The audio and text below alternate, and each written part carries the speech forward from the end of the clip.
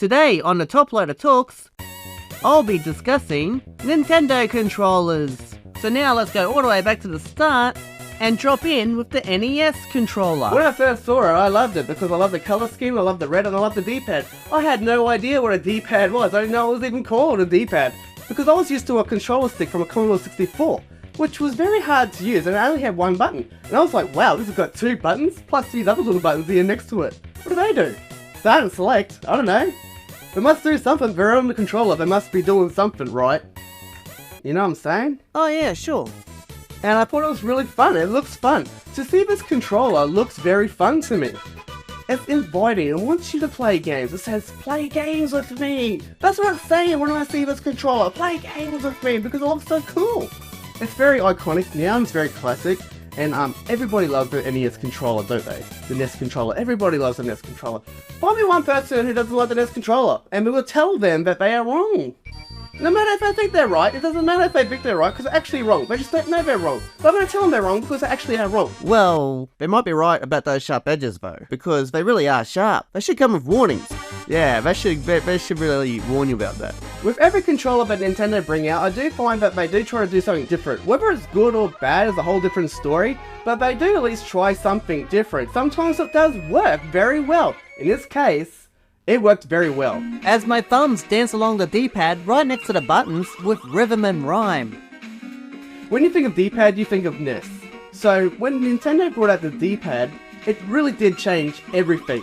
Because the joysticks suddenly got phased out. And if that doesn't change the gaming industry, I don't know what else does. But you know what I do know? The next controller they brought out is probably the most significant controller change in gaming history.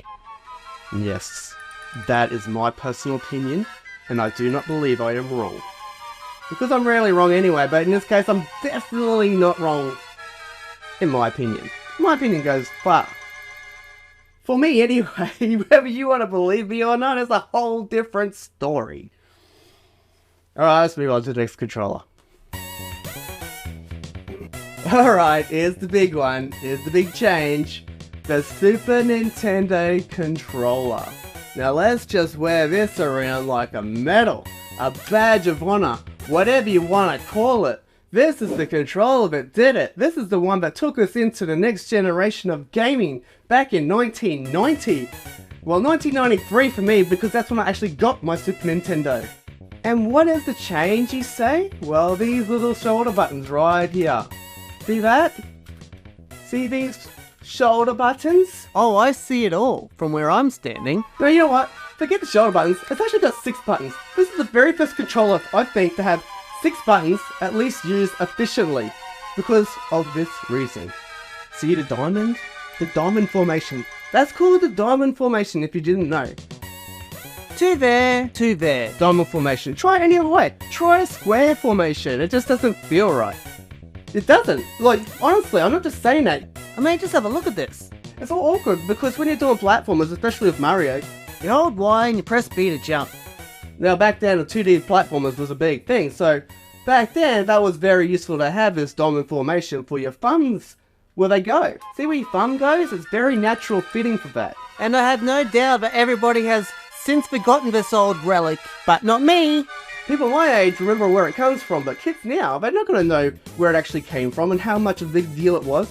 Because before that, the buttons weren't set up like this. They were all over the place. You had 1 button, you had 2 buttons. You had the Sega Mega Drive's button, but it had 3 buttons initially. And then I went to the 6, and even that didn't always feel completely right when playing platform games. Yeah, now we don't really use platform games, but you know what?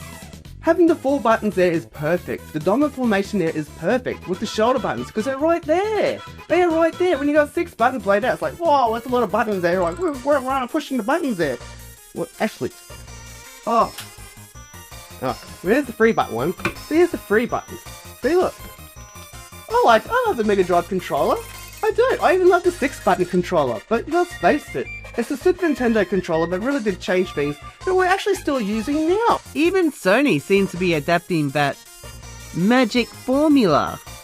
Most controllers now use the Super Nintendo layout, but with handles and dual analog sticks. That's the only difference. But admittedly, the D-pad probably doesn't get used as much these days, but I still use it in fighting games. It's still the perfect way for me to use in fighting games. Yes, people use an actual arcade stick if they really want to get serious about it, but I'm still very good at using just a D-pad. I can use both. I can use an arcade stick and a D-pad when I'm playing fighting games, because you know what, I'm just that talented. No, I'm not egocentric. I'm just telling you the facts in a very funny way.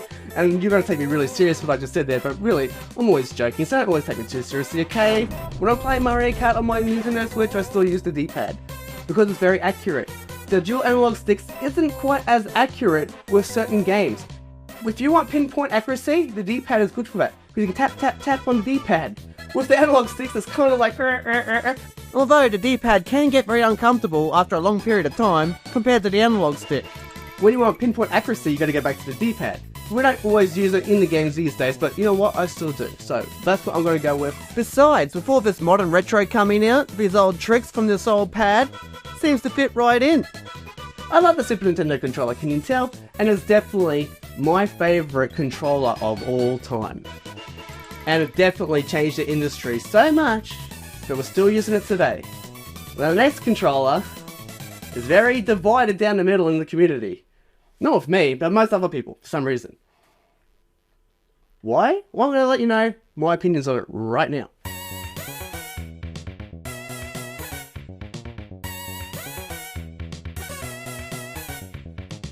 So, the N64 controller, when I first saw it, before playing with it, I thought it sucked. When I first saw it without actually playing it, I thought, what the hell? There's an analog stick in the middle of the goddamn controller. How does that work? How does that work? But the second I held it, I knew instantly. At the back of it is a Z trigger. So when you play Mario Kart, this is how you hold it. You got your thumb here, and you got your item Z trigger at the back, and you go this side, see? And if you play a fighting game, you just move your hand to here. Not really that difficult to understand. If you want to play a fighting game, you go here. And you got the buttons here. No diamond formation. Well, there's a diamond formation plus 2 extra ones. The only thing I don't really 100% like is just these C buttons, because it's hard when you're like trying to work out which button you're trying to use. You got C left, C right, C up, C down. I just really wish they went back with the Y, B, X, and A, which they kind of do now with all their future controllers. They always go back to that anyway, but back then they did this weird C thing. That's the only thing I don't really like about the controller. Look at that star, and how it does not shine for me, and it was all yellow. The D-pad's still really good. You got the shoulder buttons, but when you're playing 3D games, which is, let's face it, on the N64, most of the games on that system was really pushing the 3D, because it was new at the time. It was new at the time, so that's what they were doing, by pushing the 3D on the N64, because that's what everyone was into at that stage. Everyone wanted 3D. When 3D first came out in consoles, everyone wanted 3D. They were all over 2D. But it's like, 2D, that's old shit. We're not going back to 2D. No. I was the same, actually, to be honest with you. But then I realised you can have the best of both worlds, especially when you see it all spread over the table, and you can go back and forth and have completely different experiences, and change it up whenever you want to. Whether you choose 2D or 3D, you're going to have the controller in your hand to play it all. In 1997, 3D was where everyone wanted to go, because 2D we had for so long, but we're all ready for a change. So when you change, what do? You change the controller to fit. So when Nintendo brought out the central analog stick, Sony thought to themselves, you know what, we can do better, we can do it twice as good, we'll add 2 of them on each side for each thumb. And that was a very good idea. But on the PlayStation, there wasn't really a whole lot of games I thought that really took advantage of that. It wasn't until the PlayStation 2 where it really got taken advantage of the most. But in the PlayStation 1 era, when it first came out, that's when I personally think that it was not used as effectively as it was until the PlayStation 2. But Nintendo had a great idea, I thought, with the analog stick in the first place when I first played it. Not when I first saw it, but when I first used it in Mario Kart. And it always felt like I was just pressing the right buttons. You know what I mean? Well, look who come to say hello, because Sony really did perfect the analog stick formula that Nintendo started by putting in 2 instead of 1, and also adding in the inbuilt rumble, where the N64 controller had the rumble built into the back of it, which is, when you put all this shit together, when you got memory cards and rumbles, it's really bogs it down, makes it so heavy to play. You almost have to bloody lift it up like a weight. It's like, oh, you actually get kind of tired playing with the damn thing when you got all this shit connected to it. I mean, it even has a transfer pack. So that's what the N64 controller brought to the world. elements for the PlayStation controller that's still used today as well. The dual analog sticks and the rumble, which was a retaliation from this controller. Whether you like it or not, that's what it brought to the world. And I actually do think that the N64 itself has aged the worst out of all Nintendo's consoles because the fact is, it was still early days for 3D console gaming. It's not Nintendo's fault, but that's just the fact of the matter. I'm just telling you the facts here, okay? I was there, okay? I remember. I know exactly what was going on. I can remember all of this. Okay, bad example, but you get the idea, right? Because people still love that console. And you know what? So do I. And it's all about the gameplay. And this helps with the gameplay, in my opinion. So in that respect, I can say that it works very well. Just like my dancing. Yeah, right. But that's a discussion for another occasion. As next time, I'll be continuing on with the GameCube controller. So join me to find out what I think of its design. Is it for better or for worse? Well, you're gonna have to find out next time. So see you then. Or not, if you chose to stop watching by now. Good for you, or not so good for you. Obviously, that's up to you. Bye.